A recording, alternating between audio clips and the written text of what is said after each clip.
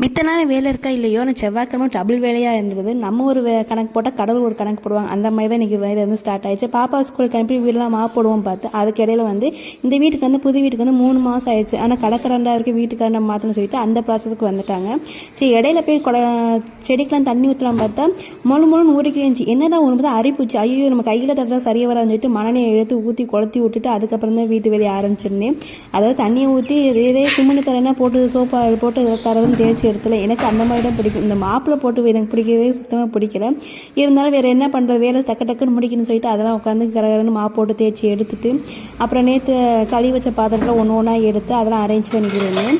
இந்த ஊருக்கு வந்து 7 வருஷம் ஆச்சு. இது வரைக்கும் நான் இது பண்ணவே இல்லை. ஓகே, இந்த வருஷம் வந்து ஃபஸ்ட் டைம் பண்ணலாம் சொல்லிட்டு அதெல்லாம் ரெடி பண்ணிக்கிறேன். அதான் டீப் க்ளீனாக பண்ணிவிட்டு இதுக்கு இடையில ஸ்ட்ராங்காக ஒரு டீ போட்டு குடிச்சிட்டு அப்படியே டீப் க்ளீன் பண்ணி வச்சுட்டு கொஞ்சம் குளிக்க போயிட்டு நெக்ஸ்ட் ஒரு கண்டினியூ வீடியோ பார்க்கலாம். இந்த வீடியோ பிடிச்சா சின்ன லைக் கொடுங்க. எப்படி இருக்குன்னு சொல்லுங்கள். பாய்.